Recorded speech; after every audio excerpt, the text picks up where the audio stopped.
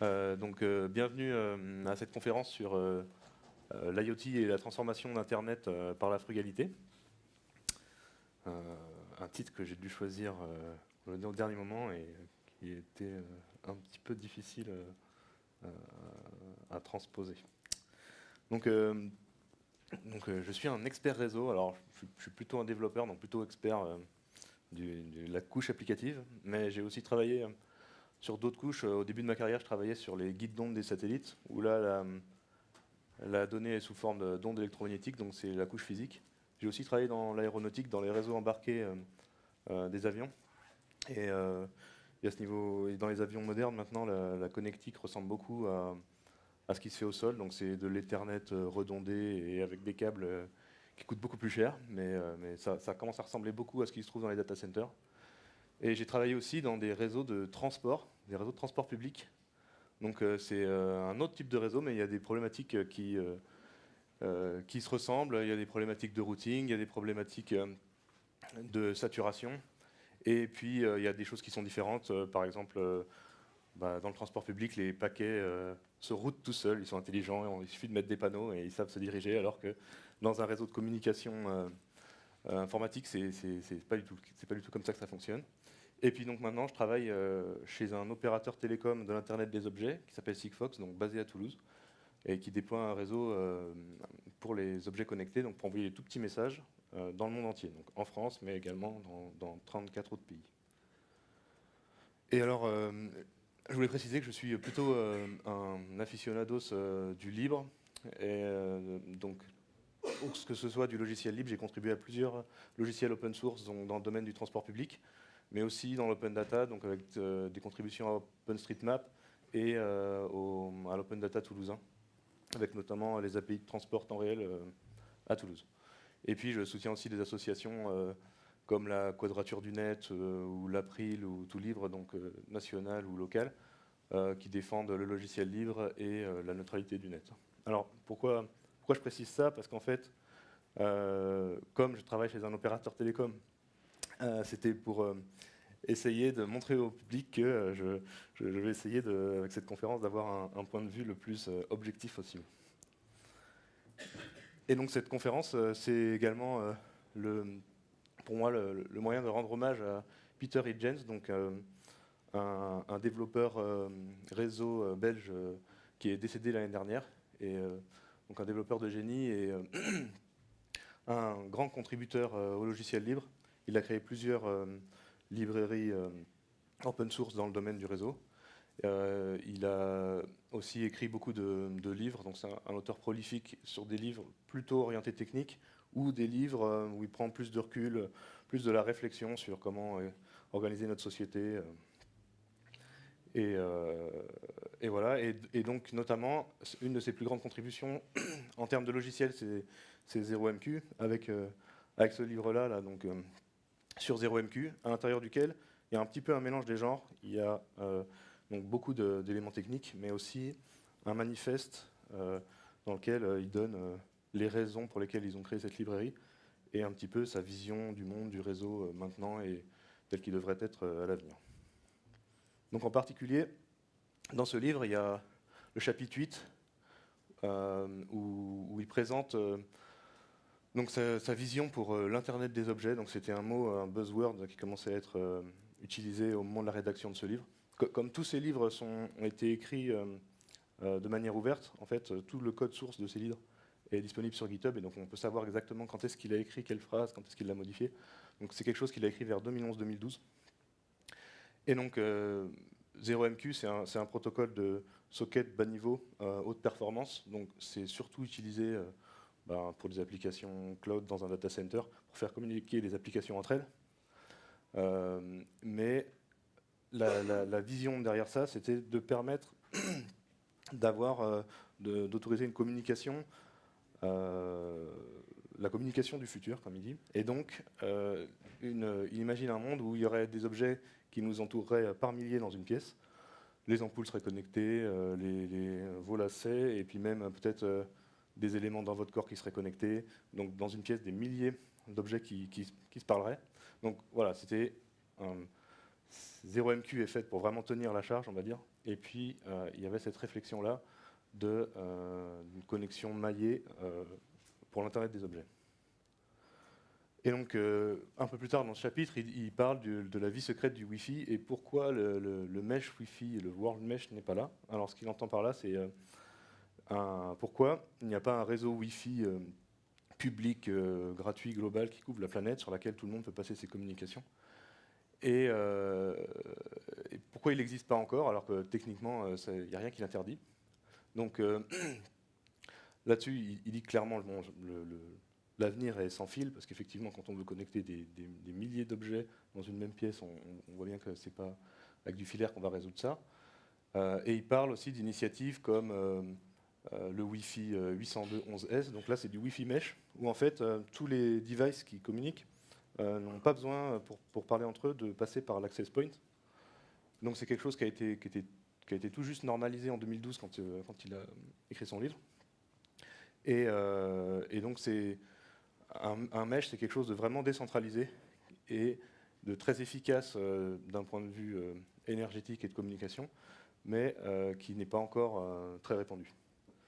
Et sur ce futur, il dit aussi que donc, ce futur est clairement sans fil, mais par contre, il y a beaucoup de grandes compagnies qui capturent toutes les données et que le futur l'inquiète, lui semble n'ayant jamais été aussi centralisé. Et donc, il conteste notamment la mainmise des opérateurs télécoms ou de grands groupes sur les comités de normalisation des protocoles réseau, surtout au niveau hardware et au niveau électromagnétique, donc Wi-Fi, etc. Et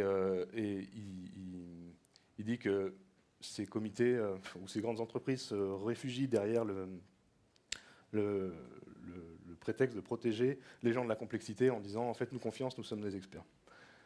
Et que derrière ça, c'est surtout pour exploiter un monopole et tirer beaucoup de profit de tout ça. Et donc il cite notamment le fait que c'est pas normal que si vous échangez 50 mégas de data en roaming dans un pays étranger, ça vous coûte le prix du terminal sur lequel vous envoyez la donnée. Alors que si vous le faites en Wi-Fi au même endroit, ça ne vous coûte rien. Donc voilà, donc avec cette conférence, je voulais répondre un petit peu à cette inquiétude de centralisation en expliquant que ce n'est pas forcément un mal, la centralisation. Et puis sur les topologies de type mesh, elles sont intéressantes dans certains cas, mais ce n'est pas forcément non plus la réponse à tous les problèmes. Donc sur les topologies, une topologie centralisée, c'est simple, c'est la communication entre tous les nœuds passe forcément par un nœud central. Une topologie, disons, semi-centralisée serait une topologie où la communication entre nœuds passe par des nœuds intermédiaires, principaux, on va dire. Et puis une topologie mesh, ce serait vraiment la dernière, donc ce qui ressemblerait à une topologie d'Internet au niveau physique. Donc les routeurs, le câblage, réseau, etc., c'est plutôt disposé comme ça. Ça ressemble aussi à un réseau routier. Mais c'est pas parce qu'on a une topologie donnée à une couche donnée, une couche du modèle OSI donnée, qu'on a forcément la même topologie à tous les niveaux. Et c'est la même chose dans le transport. C'est pas parce que les rues de Paris sont un mesh comme ça, on est obligé d'avoir des lignes de bus qui se calent sur le même modèle. Les lignes de bus pourraient être en étoile, ou peu importe. Et une autre illustration de ça, c'est une façon de vulgariser, d'expliquer aux novices ce découpage OSI avec le protocole TCP. Donc en fait, il faut imaginer aux États-Unis, dans les États-Unis imaginaires, le seul moyen de transport qui existe, ce sont des voitures de sport très dangereuses qui ont une chance sur 10 d'avoir un accident à chaque virage. Et voilà, vous pouvez vous déplacer uniquement avec ces engins. Et il y a une compagnie qui fournit un service au théâtre de Broadway de mise à disposition d'acteurs de Hollywood pour des représentations tous les soirs. Et puis, cette compagnie, elle arrive toujours à fournir les acteurs en temps et en heure, tout se passe bien, et donc les gens se demandent comment elle fait, alors qu'elle-même utilise les services des voitures folles. Et en fait, tout simplement, dans ce cas-là, elle a une usine de clonage à Hollywood, et elle clone les acteurs en série, elle les envoie à la mort, et jusqu'à ce qu'il y en ait un qui finisse par arriver. Et donc, ça montre bien qu'on peut construire des topologies différentes, mais aussi quelque chose de fiable sur quelque chose de non fiable. On peut, dans une certaine mesure, faire une abstraction qui vous éloigne des contraintes physiques que vous avez au départ. Donc, dans la même manière, il y a quelque chose qui est vraiment une révolution dans le monde des télécommunications. Donc, ça s'appelle Aloha. Donc, Aloha, c'est un mot hawaïen qui veut dire salutation, ça veut dire à la fois bonjour et au revoir. Et l'Aloha, donc, c'est devenu aussi une théorie et un réseau, le AlohaNet. Donc, c'est dans les années 70, Hawaï devenait très touristique, et donc il fallait prendre des réservations dans des chambres d'hôtel qui étaient disséminées dans plein d'îles de l'archipel. Donc évidemment, il n'y avait pas de réseau filaire de communication entre ces îles. Et le nombre d'hôtels augmentant, ça devenait un problème d'utiliser la méthode classique qui était d'affecter une fréquence à chaque hôtel et de le contacter individuellement. Du coup, l'université d'Hawaï a eu l'idée d'un nouveau protocole où en fait tous les hôtels partagent, écoutent et parlent sur une seule et unique fréquence. Et par contre, elles ne communiquent plus donc en voix, mais avec des paquets. Et en fait, elles émettent simultanément, puisqu'elles ne se synchronisent pas particulièrement, mais quand elles détectent qu'une collision a eu lieu, chacune de leur côté va attendre une durée aléatoire et répéter le message ultérieurement, jusqu'à ce que ça passe. D'accord ? Et en fait, cette méthode, cette façon de faire, donc, ça a été une révolution dans le domaine des télécommunications radio, mais aussi, finalement, pour Internet tous les jours, puisque le protocole Ethernet, en fait, applique exactement ça. Il applique ce principe d'Aloha. Et en fait, c'est même ce qui a donné le nom à Ethernet.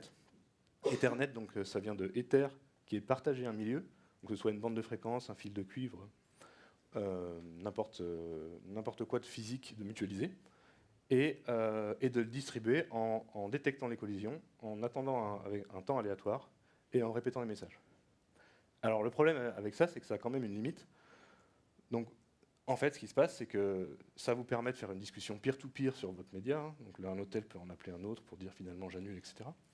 Mais plus vous avez de participants sur votre bande de fréquence, plus les gens veulent parler en fait tout le temps, plus vous allez avoir des collisions. Et à un moment, ce qui va se passer, on comprend naturellement, statistiquement, vous allez avoir une première collision, vous allez attendre un temps aléatoire, vous allez recommencer à une autre collision, un autre temps aléatoire, etc.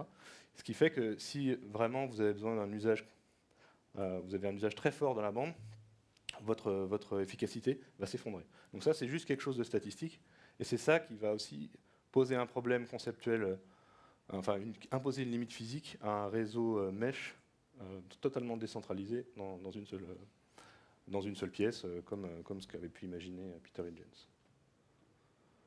Donc alors, comment faire pour limiter l'utilisation de ce médium commun ? Il faut chercher à utiliser le moins possible cette ressource. Et donc une des choses qui est importante, c'est que dans votre protocole de communication, vous essayez de maximiser le ratio entre la data, la donnée utile, et la taille totale du paquet qui comprend donc des métadonnées. Ça peut être au niveau transport, routage, etc. D'une manière générale, il y a toujours une métadonnée, des headers qui viennent accompagner votre message pour le routing, la cohérence, la sécurité, tout un tas de choses.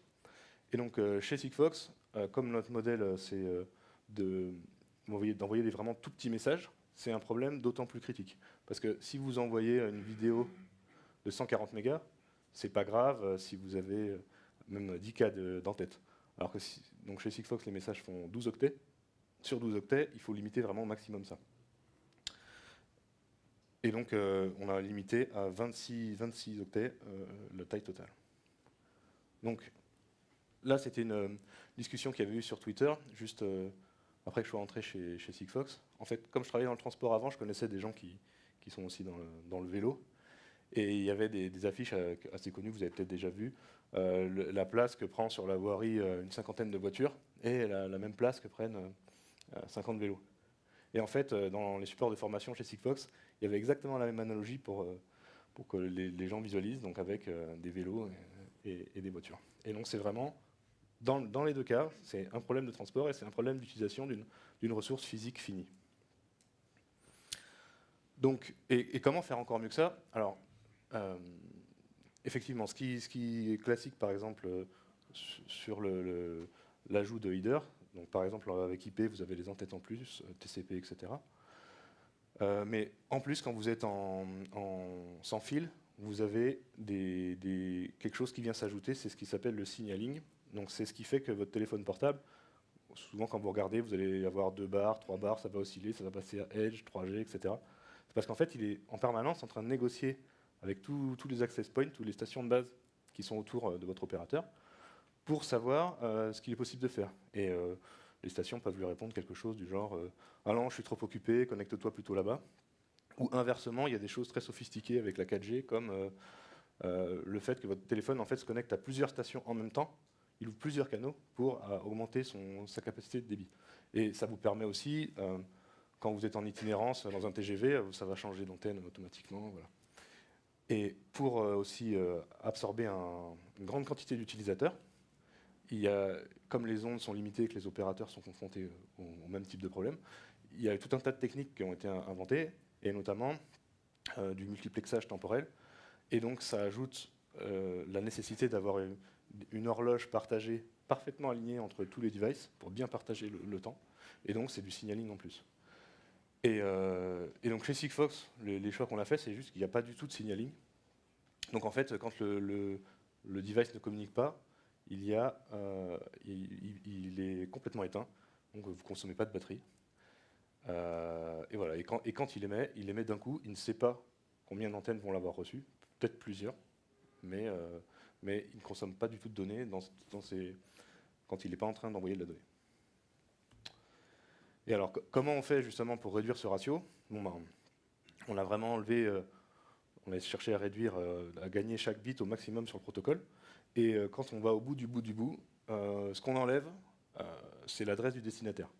Donc si vous envoyez une enveloppe comme ça dans une boîte aux lettres sans mettre d'adresse, vous vous doutez bien que le facteur va avoir du mal à l'amener là où elle doit aller, à moins que vous envoyez tout le temps des lettres parfumées qui reconnaissent l'odeur et qui vous connaissent et que vous écrivez tout le temps à votre grand-mère et il l'envoie. Donc c'est le principe, c'est qu'il doit y avoir une donnée qui n'apparaît pas dans le message, qui est connue par une entité tierce. Et donc c'est exactement le principe d'une architecture centralisée. Bon là c'est celle de Sigfox, mais chez tous les opérateurs télécoms c'est quelque chose de similaire. Donc vous avez les objets qui vont émettre des messages, qui vont être captés donc par une et généralement plusieurs antennes.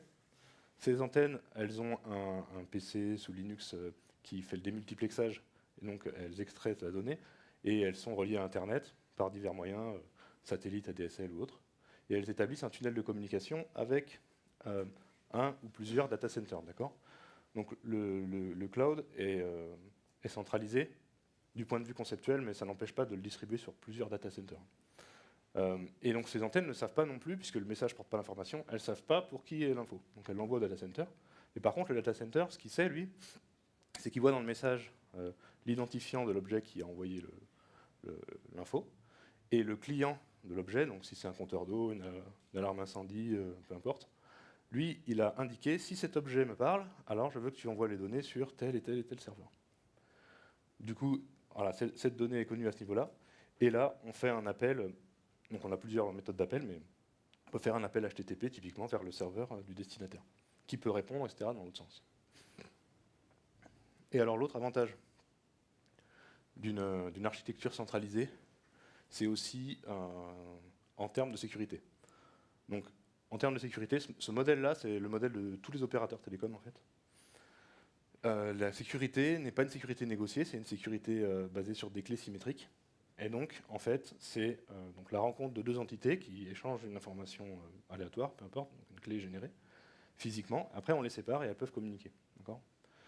Donc, les clés sont contenues à l'intérieur des devices, d'un côté, et la même clé est contenue dans le data center, dans un élément sécurisé. Donc, la distribution de ces clés, donc chez Sigfox, c'est flashé dans les modems ou dans des éléments sécurisés qui sont dans le device, et dans votre téléphone mobile, c'est dans votre carte SIM. C'est pour ça que quand vous faites la portabilité du numéro, vous changez d'opérateur, il vous renvoie une carte SIM, tout simplement parce qu'il est hors de question de s'échanger avec les symétriques entre opérateurs. D'accord ? Donc, le message, le device, avec cette clé, signe le message, peut le crypter, etc., l'envoie sur les ondes comme ça, et quand le message arrive dans le data center, eh bien, on est capable de l'exploiter parce qu'on a cette clé symétrique. Et alors, il y a des bonnes pratiques de sécurité. À Sigfox, on travaille sur des HSM. Les HSM, c'est des c'est des éléments hardware, ça peut être sous forme de carte PCI ou des boîtiers qui ressemblent à des serveurs. Et en fait, ils ont leur propre mémoire, leur propre RAM durcie aux attaques hardware et ils ont leur propre processeur. Et en fait, ils ne vous communiquent jamais ces clés. C'est-à-dire que le HSM ne vous donnera jamais la clé, il ne vous la montre pas. Par contre, vous pouvez l'interroger, vous pouvez lui dire est-ce que ce message est valide? Ou est-ce que la signature est valide? Et ça, il le vérifie pour vous. Donc la seule API que vous avez, c'est ça. Ce qui fait que l'opérateur télécom lui-même ne peut pas sortir la clé. Et donc, a fortiori, s'il se fait hacker, bah, le hacker ne peut pas sortir la clé non plus. D'accord? Parce que, évidemment, un piratage, c'est quelque chose qui est toujours inévitable. Enfin, il y a toujours la sécurité, c'est quelque chose où on joue entre où on calcule les risques, et c'est toujours possible. Et donc, le problème, si vous faites hacker toutes vos clés au niveau de votre zone centrale, tous vos devices sont considérés comme compromis. Et donc, si typiquement c'est un capteur qui est dans l'Antarctique ou il est enterré dans le macadam ou autre, enfin, voilà, vous avez juste tué la boîte. Donc, tous les opérateurs télécoms fonctionnent de cette manière, avec des éléments sécurisés au niveau de leur data center. Alors, juste pour illustrer un petit peu concrètement, pour ceux qui ne seraient pas trop familiers avec ça, ça, c'est un extrait de Wikipédia, de la page de signature des Mac. Donc, vous avez le sender d'un côté, donc le device qui va envoyer son message, et il connaît cette clé K, cette clé secrète. Et de l'autre côté, vous avez le data center, donc le receiver. Il prend ce message, il applique un algorithme de chiffrement. Donc, on peut considérer conceptuellement, par exemple, un MD5, tout simple, il fait un MD5 dessus. Et puis après, il fait un XOR avec la clé. Supposons que cette clé soit aussi de la bonne longueur pour un MD5, il fait un XOR et il obtient une MAC. Et après, il faut qu'il joigne, quand il envoie le message, il faut qu'il joigne au message radio, donc dans la partie métadonnée, il faut qu'il joigne cette clé. Et ensuite, quand elle arrive dans le data center, donc tout ce qui est en jaune s'exécute dans le HSM. Le data center, donc le HSM, on lui passe la MAC et le message, et il applique exactement la même chose. Il va faire le MD5, il va faire le XOR, il va dire si c'est égal, et il va répondre juste true false. D'accord? Donc ça, là, ça vous permet uniquement d'être sûr que le destinataire est bien celui que vous pensez, que vous allez bien facturer celui que vous pensez. Si vous ajoutez dans les métadonnées du message que vous signez avec la MAC, si vous ajoutez un compteur de séquence, ce qui est le cas avec Sigfox par exemple, ça évite que quelqu'un qui écoute les ondes radio puisse répéter le message, vous faire croire qu'il a été remis. Parce que comme il est signé, eh ben, ce compteur ne sera pas valide. Au niveau du data center, vous comptez et vous dites « Ah, maintenant celui-là, je l'ai déjà reçu. » D'accord ? Et ce qu'on peut faire aussi de la même manière, c'est qu'on peut, avec cette clé K, on peut crypter le contenu du message lui-même. Mais alors, ça pose un autre problème, c'est comme les messages sont vraiment extrêmement petits, les méthodes d'encryption classiques ne fonctionnent pas. Par exemple, les algorithmes AES ne fonctionnent pas pour encrypter 12 octets. Donc, pour vous représenter la problématique de manière plus évidente, imaginez que vous vouliez encrypter juste un bit. Vous envoyez 0 ou 1 et vous ne voulez pas que ceux qui écoutent les ondes radio sachent si votre interrupteur est à on ou à off. Évidemment, vous avez beau avoir un algorithme super complexe, ça va vous donner 2 signatures et puis ils vont finir par comprendre si votre interrupteur est allumé ou éteint. Donc en fait, donc là c'est Claude Shannon, qui est un des pères de la théorie de l'information et qui a proposé un théorème sur ce serait un cryptage parfait. Un cryptage parfait, un cryptage parfait, c'est-à-dire un mode de communication qui est garanti mathématiquement comme totalement inviolable, ce serait d'avoir des clés symétriques, donc connues par 2 personnes physiques qui s'envoient des messages, qui ont la même longueur que les messages eux-mêmes, et à usage unique. Ça veut dire qu'à chaque fois que vous envoyez le message, vous utilisez la clé, donc vous avez mis les clés dans l'ordre, vous en avez 500 000, disons, vous utilisez la première, la deuxième, etc. Et avec ça, il y a une garantie mathématique que vous ne pouvez pas, même avec tout ce qu'on veut comme équipement, c'est juste pas possible mathématiquement de vous casser votre clé. Alors évidemment, c'est pas bien pratique d'avoir 500 000 clés, en plus les longueurs de message sont variables, etc. Donc généralement, la technique qui est faite en pratique, pour éviter donc une attaque par méthode statistique, c'est-à-dire des personnes qui écouteraient beaucoup de vos messages, des messages qui auraient des contenus redondants et finiraient par en déduire vos clés et votre contenu, et ben on utilise des diversifiants. Ça veut dire qu'on va injecter dans le message qu'on va signer, au moment où on crée cette MAC ou la partie cryptée, on va injecter d'autres éléments que vous ne transmettez pas dans le message. Donc vous avez un autre secret partagé qui varie, on va dire, qui est d'un côté dans le device et de l'autre côté dans le data center. C'est pas obligé d'être quelque chose de compliqué, hein, ce secret partagé, ça peut être aussi un compteur, un autre compteur qui doit parvenir à 0, il faut que la séquence augmente toujours, pour ajouter un int que vous signez en plus. Et là, vous êtes à l'abri d'une attaque par méthode statistique. Donc maintenant, je voulais élargir encore un peu la perspective avec un historique d'Internet. Donc, comme vous le savez probablement tous, Internet a été créé à l'origine parce qu'il y avait de grands hommes qui voulaient permettre le partage de la connaissance, qui avaient des projets comme Wikipédia, et la Free Software Foundation était à l'origine du projet. Alors, on me fait signe que non, c'est pas le bon slide. Pardon. Donc, oui, donc Internet, non, historiquement, ça a été créé par l'armée américaine pour se protéger d'une attaque nucléaire russe contre leur système de commandement. Donc, pour résister à une attaque de ce type-là, il ne faut pas avoir un seul centre de commandement, mais il faut les distribuer, et il faut, sur le territoire, et il faut que chaque nœud ait le même niveau d'importance. D'accord ?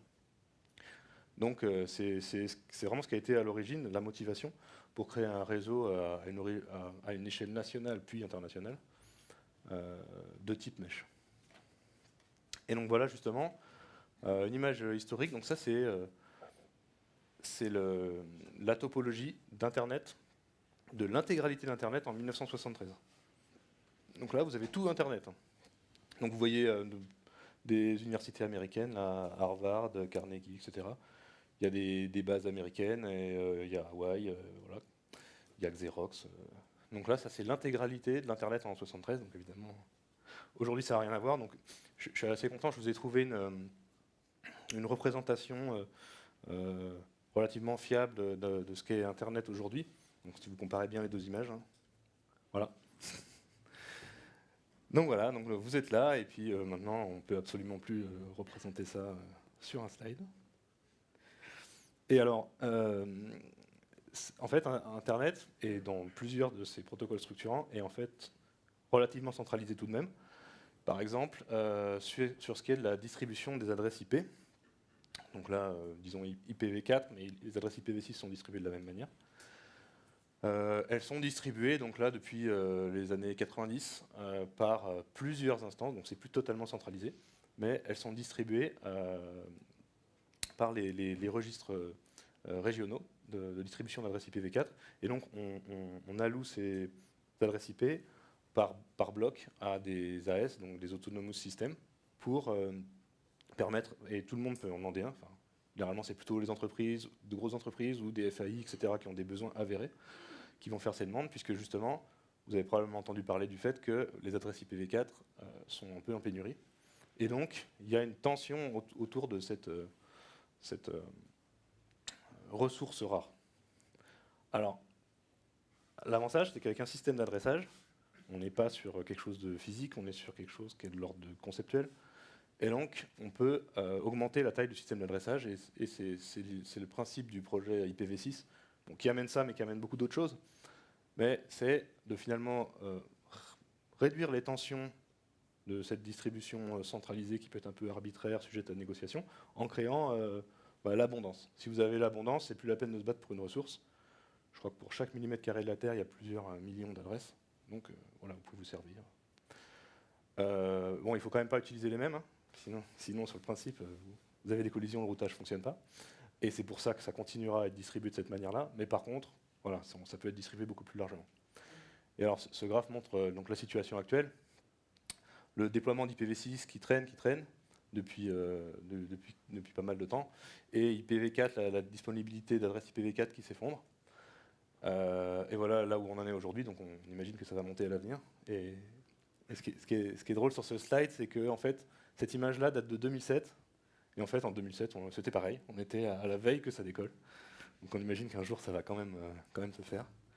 Mais ça traîne pas mal. Voilà, et donc il y a d'autres protocoles standardisés, où la standardisation est une bonne chose. Donc, sur Internet. Donc le protocole NTP, c'est le protocole qui permet de synchroniser les horloges des serveurs. Donc lui, il est basé de manière hiérarchique et les références de temps sont des horloges atomiques. Donc il y a un certain nombre d'horloges atomiques qui sont considérées comme officielles. Et ensuite, ces horloges atomiques diffusent leurs horaires vers des serveurs de premier niveau, qui sont interrogés par les serveurs de deuxième niveau, et généralement, votre FAI ou votre infrastructure va être au troisième niveau.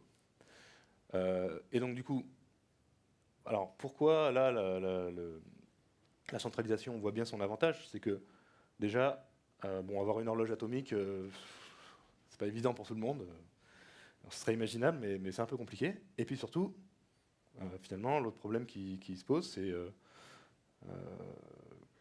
pourquoi on a besoin d'un protocole NTP? C'est quand même pour synchroniser, pour s'échanger les messages. Si vous êtes dans votre coin avec votre horloge atomique et que vous dites non, tu essaies de m'avoir 5 secondes, moi j'ai mon propre temps, vous perdez tout l'avantage d'avoir une référence de temps commune. Parce que, voilà, donc, si on veut une référence de temps commune, par définition, on construit quelque chose de centralisé. D'accord ? Et on a un petit peu la même chose avec le protocole DNS. Donc là, vous voyez un serveur DNS typique avec l'heureux propriétaire de l'extension domaine.pizza. Hein. Et donc là aussi, il y a une structure hiérarchique de distribution et d'autorité sur les domaines, sous-domaines, etc. Et il y a effectivement des gens qui font du business sur ça, c'est monétisé, du fait de la rareté de la ressource, il peut y avoir des tensions sur la centralisation. Mais rien ne vous empêche, et il y a déjà eu des initiatives en ce sens-là, rien ne vous empêche de créer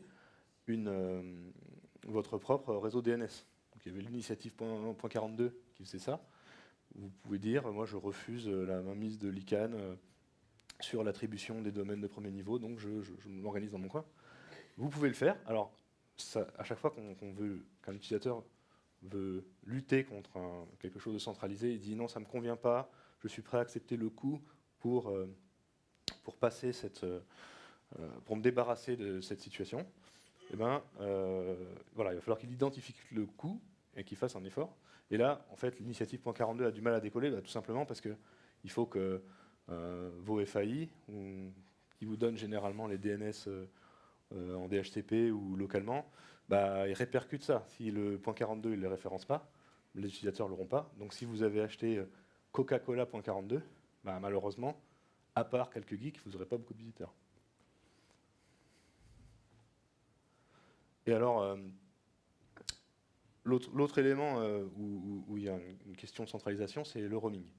Donc effectivement, notamment entre opérateurs télécoms, on se dit ça marche très bien. De toute façon, moi j'arrive bien à téléphoner avec mon forfait Orange en Espagne. Quand je l'allume la première fois, ça met un peu plus de temps, mais ça fonctionne. Bon, je paye plus cher, mais ça marche. Donc c'est possible de construire quelque chose de décentralisé finalement. Et c'est le modèle des opérateurs télécoms, et notamment dans l'Internet des objets. Ils se tournent vers des modèles comme ça, qui sont des modèles classiques en fait des télécoms. Alors le problème de ça, c'est qu'il faut bien comprendre que puisque ça fonctionne, là, votre appel ou votre data en Espagne avec votre forfait Orange, c'est que Orange a passé un deal spécifiquement avec l'opérateur espagnol qui route votre trafic. Et donc du coup, ça signifie que chaque opérateur doit passer un accord avec tous les autres opérateurs. Donc on imagine bien déjà que si on augmente fortement le nombre d'opérateurs, si tout le monde veut devenir opérateur, on va avoir un problème simple, c'est qu'il y aura beaucoup trop de deals à passer, ce sera plus viable. Et puis en plus, ça veut dire quoi passer un deal? Ça veut dire, il y a des choses techniques à faire. Il faut que quand on détecte un abonné en routing, le téléphone déclare son opérateur, donc on sait où il est, on doit contacter son serveur pour savoir si son forfait le permet, etc. Il y a des choses à faire techniquement, mais le côté technique, c'est pas tellement ce qui est le plus difficile, puisque de toute façon, ça a été investi une fois, il y a des protocoles qui existent, c'est quelque chose qui peut se régler.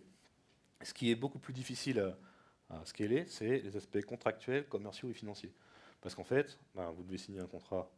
Donc ça veut dire que vous avez besoin de juristes et vous devez négocier les tarifs.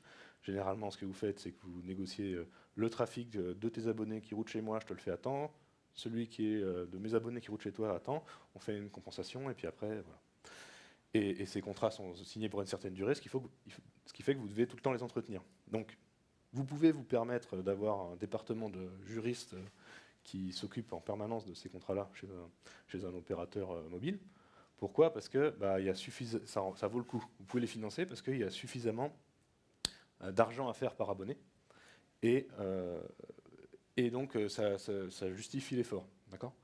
Le problème, c'est qu'avec l'Internet des objets, donc on essaye d'être low, d'être frugal, comme dans le titre, on essaye de faire en sorte que l'abonnement soit le moins cher possible. Il faudrait qu'idéalement, ce soit totalement négligeable. Et du coup, vous ne pouvez plus vous permettre d'avoir votre armée de juristes et de traîner toute cette complexité, en fait. Et donc, l'approche qu'on a chez Sigfox, c'est tout simple, en fait, c'est qu'il n'y a qu'un seul réseau. D'accord? Alors, il n'y a qu'un seul réseau, donc là, c'est pareil, c'est du point de vue conceptuel, parce que Sigfox marche aussi avec des opérateurs tiers. La différence, c'est que l'opérateur tiers, ce qu'il fait, c'est qu'il achète des stations de base de notre système, et ces stations de base se connectent directement à nos data centers. Ce qui fait qu'en fait, sur le plan technique, il n'y a rien à faire. Et il a un contrat à signer effectivement pour du roaming, parce qu'il y a quand même du roaming, hein, il y a quand même un device espagnol qui va être aux États-Unis ou autre. Et ben, il a signé un accord avec nous, et c'est nous qui faisons la chambre de répartition et qui répartissons les revenus. Mais voilà, c'est fait une fois, au début, et c'est réglé. Donc voilà, donc les approches centralisées sont quand même des fois beaucoup plus simples. Les approches décentralisées dans le domaine des télécoms et du sans-fil sont possibles, mais si on cherche la simplicité et l'efficacité et à faire quelque chose de pas cher, ce genre d'approche est quand même recommandé. Et alors, donc, en conclusion, d'abord, je voulais encore une fois rendre hommage à Peter et Jens, donc, pour toute cette contribution open source. Donc il est décédé d'une maladie grave, mais jusque dans les derniers moments, il a beaucoup, beaucoup contribué, et c'est vraiment quelqu'un que j'admire beaucoup. Et aussi pour son militantisme, donc ça a été le président de l'association pour l'infrastructure de l'information libre. Et je pense qu'il a quand même fait bouger les choses dans le domaine des télécoms, et voilà, c'est un grand monsieur. Et en seconde conclusion, donc là, c'était pas pour vous dire que l'IoT c'est une révolution, hein, c'est pas du tout ça. C'est plutôt le fait que, en fait, le fait d'avoir quelque chose de centralisé, ça pose problème aux gens généralement parce qu'ils n'ont pas confiance en celui qui détient le pouvoir de la centralisation. Mais des fois, on l'accepte dans certains cas. Dans le cas du NTP, on est même content de l'avoir. Et dans d'autres cas, comme le DNS, on l'accepte. Et en fait, on l'accepte pourquoi? Parce que finalement, on y trouve son intérêt, et lutter contre ça ne vaut pas le coût que ça représente. Et une centralisation qui est vraiment nuisible à ses utilisateurs, généralement, ça ne tient pas. Alors, par exemple, une centralisation nuisible assez simple, c'est les dictatures. Généralement, les dictatures ne sont pas des régimes très stables et finissent par une révolution de leurs utilisateurs et disparaissent. Et un autre exemple de situation où les utilisateurs se rebellent contre cette situation, c'est avec Google Maps. Donc, je ne vais surtout pas faire d'analogie entre Google et une dictature. Mais donc Google a créé Google Maps, et ça a été vraiment une révolution dans le domaine du web mapping. Et tout le monde, donc c'était en 2004, tout le monde s'est mis à l'utiliser. Ils ont fait une API JavaScript qui vous permettait de mettre ça sur n'importe quel site gratuitement. Et notamment, tous les grands sites publics, sites d'information, sites gouvernementaux ou autres, se sont mis à utiliser Google Maps pour représenter les données géographiques. Et en 2011, Google s'est dit, c'est le moment de monétiser Google Maps, donc maintenant je vais faire un niveau Enterprise, au-delà de 2500 visiteurs, je vous applique tel tarif. Donc il a envoyé un petit courrier à tous les sites qui étaient passés à ces quotas-là. Et là, de cet instant-là, les décideurs de ces sites ont déjà compris le risque de leur dépendance par rapport à un fournisseur qui leur fournissait le service gratuitement, donc qui n'avait pas de valeur. Et puis ils ont associé un prix, un coût à cette situation. Parce qu'avant, il n'y avait pas de coût, donc ils ne pouvaient pas mesurer l'effort que ça représentait de sortir. Et donc cette situation, donc depuis, Google a revu un peu les prix, mais au départ, ils avaient vraiment tapé un peu haut. Cette situation, parallèlement à l'explosion d'OpenStreetMap, qui a rendu les données géographiques vraiment beaucoup moins chères, en fait, ça a permis l'explosion de très nombreux concurrents. Et donc maintenant, si vous regardez la plupart des grands sites, notamment d'actualité, ou le Financial Times ou autres, vous verrez, les cartes qu'ils ont, c'est pas des cartes Google Maps, c'est des cartes d'un concurrent qui sont justement plus customisées, etc. Et donc, finalement, quand une situation centralisée ne convient pas à ses utilisateurs et qu'ils sont prêts à faire l'effort pour en sortir, c'est toujours possible. Donc voilà, je vous remercie de votre attention.